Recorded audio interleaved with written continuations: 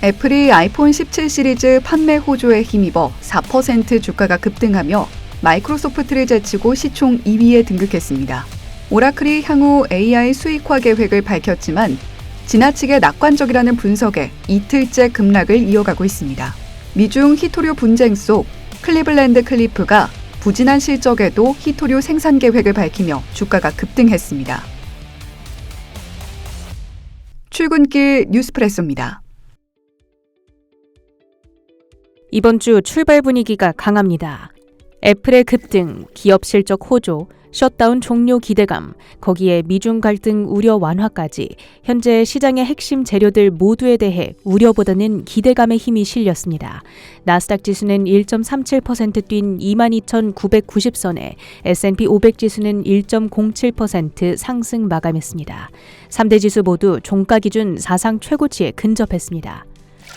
트럼프 대통령은 이날 중국이 지불하는 관세를 낮출 수 있다고 재차 말했습니다. 물론 중국도 미국을 위해 무언가를 해줘야 한다며 조건을 달긴 했지만 시장에서는 타코 트레이드가 되살아났죠. 즉 강경 발언 후 주가가 급락하면 완화 제스처를 취하는 반복되는 패턴 속 투자자들은 주가 하락을 저가 매수의 기회로 삼는 겁니다. 그런 가운데 케빈 헤셋 국가경제위원회 위원장 20일째에 접어든 셧다운이 이번 주 내에 종료될 가능성이 크다고 밝혔는데요. 중도 성향의 민주당 의원들이 이번 주 타협에 나설 거라는 진단, 불확실성 해소 기대를 키운 발언이었죠. 한편 팩트셋에 따르면 현재까지 실적을 내놓은 S&P 500 기업 가운데 약 85%가 기대 이상의 실적을 내놨습니다. 이번 주에는 넷플릭스와 코카콜라, 테슬라, 인텔 등의 실적이 예정된 가운데 탄탄한 흐름이 이어질 경우 경기 둔화 우려가 상쇄될 것으로 기대됩니다. 금 선물 가격은 장중 한때 4%대까지 치솟으며 질주를 이어갑니다. 이제 4,400달러 가격대도 가시권에 들어온 상황. 다음 주 연준의 금리 인하를 앞둔 데다 지정학적 리스크가 지속되는 상황 속 금의 매력도가 이어지는 가운데 금요일의 약세를 매수의 기회로 삼는 움직임입니다. 이렇듯 위험자산과 안전자산이 함께 달리는 에브리싱 랠리가 나타나는 가운데 일부 전문가들은 이를 에브리싱 버블이라 경고합니다. 월가 베테랑 애널리스트 존 울펜바거는 지금의 미국 증시는 대공황 이후 최대 약세장 직전일 수 있다고 발언했는데요. 그 근거로는 AI 열풍에 따라 지나치게 낙관적인 투자 심리, 부채의 급증, 금리 정책 여력의 한계, 트럼프 관세 정책발 불확실성 등을 꼽았죠. 물리학의 법칙처럼 높이 오를수록 떨어질 때 더 크게 아픈 법. 과연 이번 AI 랠리가 혁신을 동력으로 한 정상적인 성장일지 아니면 일각에서 경계하듯 전형적인 거품일지 계속된 주의가 요구됩니다. 오늘 시장을 이끈 건 애플이었습니다. 카운터포인트 리서치에 따르면 아이폰 17 출시 후 첫 열흘간 미국과 중국 내 판매량은 전작 대비 14% 증가한 것으로 집계됐습니다. AI 기능들이 아쉽다며 전문가들의 혹평을 받았던 것과 달리 실제 소비자들의 열기는 뜨거운 건데요. 루프 캐피털의 투자 의견 상향 또한 힘을 보탰죠. 오랫동안 기다려온 아이폰 교체 사이클의 초기 단계에 마침내 진입했다는 평가, 2027년까지 탄탄한 출하량 증가를 견인할 거란 전망과 함께 투자 의견은 보유해서 매수로 목표가는 월가 최고 수준인 $315로 제시했습니다. 주가는 3.9% 급등한 262선에 마감하며 지난 12월 이후 첫 사상 최고가를 경신했습니다. 오라클은 JP모건이 AI 인프라 투자 전략이 재무 상태의 불안을 야기한다고 언급하자 4.9% 급락하는 등 이틀째 약세를 이어갔습니다. 재무 상태 불안을 이유로 오라클 채권에 대한 의견을 비중 확대에서 중립으로 내려잡았습니다. 아마존의 AWS가 중단되며 전 세계 금융, 항공, 게임, 소셜미디어 등 수많은 산업 내 서비스가 일제히 멈추는 등 커다란 혼란이 빚어졌습니다. 이후 복구됐다는 소식 속 주가는 1.6% 올랐으나 추후 기업들의 손해배상 청구 이슈가 부각될 가능성은 염두에 둬야겠습니다. 반도체주 뉴스입니다. 장비사인 KLA는 중국 매출이 상대적으로 낮아 미중 마찰에 따른 리스크가 적다는 바클레이즈의 평가 속 4.2% 뛰었습니다. AMD는 지난주 오픈 AI와의 파트너십이 지속 부각되며 3.2% 올랐습니다.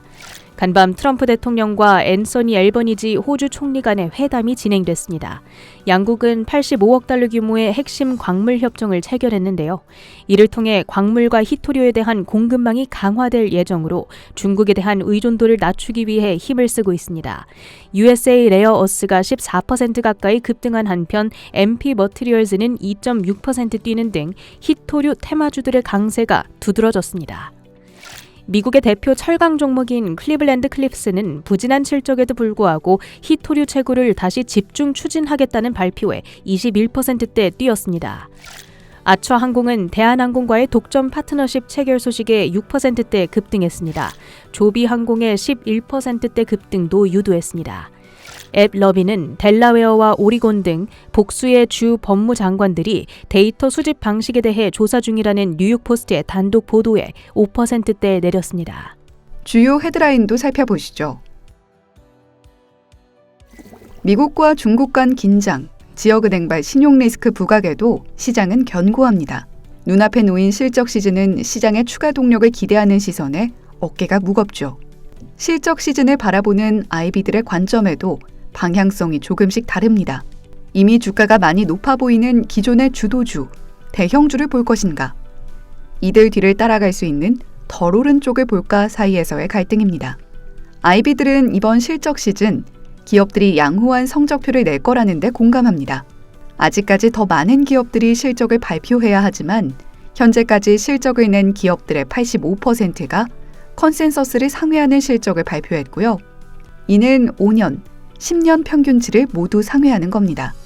이를 근거로 네이션와이드, UBS 등도 2026년 초까지의 중장기 상승을 바라보는데 모건 스탠리 마이클 윌슨은 미중 무역 합의의 실질적 이행, 기업 이익 전망 안정, 유동성 개선이라는 세 가지 조건이 충족되어야만 주가가 추가적으로 상승할 거라고 전망합니다.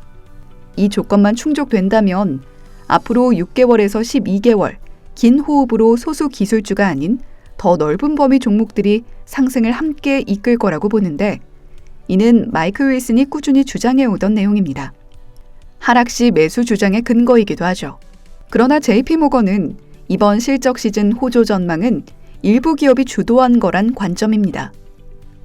그 일부 기업은 결국 M7 종목으로 이들 기업의 이익은 15% 늘겠지만 S&P 500 내 나머지 493개 기업의 이익은 4% 증가에 그칠 거라고 보죠. 웰스파고의 더그비스도 이미 존재하는 긍정적 추세에 집중해야 한다고 말합니다. 그러나 러셀 2000 수익 성장률이 3분기 35% 이상 늘어 점차 더 나은 회복력을 보이며 대형주와 격차를 줄일 거라는 주장도 팽팽히 맞서고 있는데요. 다만 블랙록은 최근 주가 상승세를 타고 오르는 모멘텀 종목과 수익성, 재무 건전성이 높은 퀄리티주 사이 상관계수가 급락하고 있다며 투자자들이 실적보다는 이야기, 테마에 집중하고 있다 분석하고 있죠. 이는 상승으로부터의 소외를 두려워하는 공포심리, 포모와도 연결할 수 있을 텐데요. 이러한 포모 심리는 최근 대표적 안전자산, 금 거래에서도 목격됩니다. 미중 무역 갈등, 연방정부 셧다운, 온갖 지정학 리스크로 값이 치솟자 하락시 매수, 이제라도 사자 심리가 발동되는 분위기인데요. CPM그룹에서는 4,500달러 도달이 놀랍지 않다는 전망을 내놨고요. 삭소방크는 수요 기반이 매우 탄탄해 추가 상승이 가능하다 보고 있습니다. 전일 중국에서 사상 최대 금광이 발견됐다는 내용이 로이터 통신을 통해 보도되며 투심에 균열이 가는 듯 했지만 이는 이미 지난해 11월 보도된 내용이었습니다. 시타델의 스캇 루브너에 따르면 역사적으로 10월 26일에서 27일 사이 S&P 500은 4분기 저점을 기록한 뒤 연말 랠리를 형성한다는데요. 올해도 연말 랠리 전 또 한 번 기회를 준다면 대형주와 소형주, 모멘텀주와 퀄리티주 어느 쪽을 볼지 IB들의 관점을 참고해 보시기 바랍니다. 인류를 달에 보내는 프로젝트 아르테미스 3. 나사가 추진 중인 인류의 달 착륙 재개 계획의 핵심 미션인데요.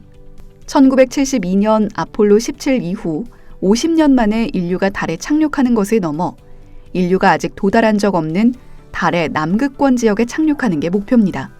지금껏 아르테미스 3는 일론 머스크의 스페이스X가 독점적으로 주도하고 있었는데요. 이러한 흐름의 변화가 감지됩니다. 나사 국장 출신 숀 더피. 중국에 앞선 달 착륙에는 시한이 중요함을 강조하며 아르테미스3 달 착륙선 사업에 추가 경쟁 입찰을 공식화한 건데요. 이 과정에서 콕 집어 언급한 기업이 바로 아마존 제프 베이조스가 창업한 블루 오리진입니다. 스페이스X는 2021년 44억 달러 규모의 아르테미스3 달 착륙선 개발, 운용 계약자로 선정됐지만 개발은 지속적으로 지연되어 왔습니다. 나사는 이번 경쟁 입찰로 블루 오리진을 비롯해 다이내틱스, 그리고 기타 신생, 전통 방산 기업들의 기술 제안서를 받아볼 예정인데요. 2026년으로 예정된 아르테미스2 프로젝트는 보잉, 노스롭 그루먼, 로키드 마틴 등이 주요 하드웨어를 담당하며 계획대로 진행되고 있습니다. 따라서 이들 기업들도 아르테미스3에 추가 입찰을 넣을 가능성이 있겠고요.